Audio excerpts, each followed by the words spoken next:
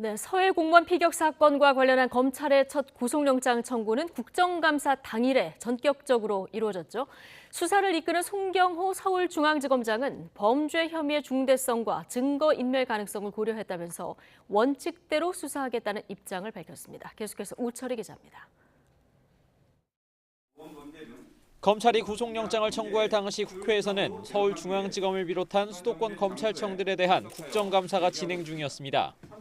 첫 신병 확보를 국감 당일 시도했다는 점에서 우선 혐의 입증에 자신감을 피력한 것으로 보입니다.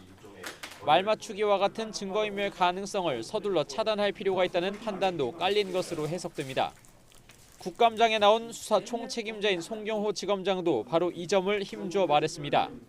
범죄의 중대성, 증거인멸의 가능성 등을 종합적으로 고려했습니다.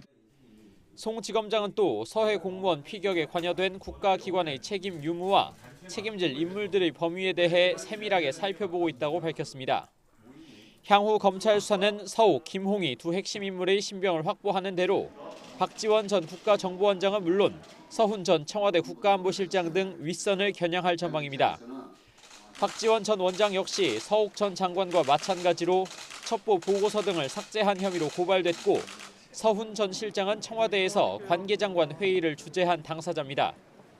일단 검찰은 소환 시기를 조율해 조사를 진행한 뒤 구속영장 청구도 검토할 것으로 보입니다.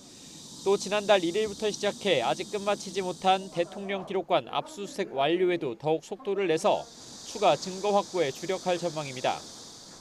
다만 서욱, 김홍희 두 인물에 대한 신병 확보가 실패할 경우 수사가 더 장기화하는 등 검찰 계획도 차질이 예상됩니다.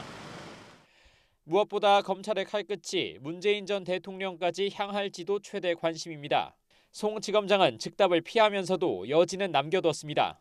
그런 가정적 상황에서 답변드리지 않고 지금 진행해 오는 것처럼 일체의 고려 없이 증거와 법리에 따라 수사를 진행해 나가겠습니다. 탈북어민 북송 사건도 노영민 전 대통령 비서실장 소환 시기가 임박해오는 등 검찰의 대북 사건 수사가 정점을 향해 치닫고 있습니다. YTN 우철입니다.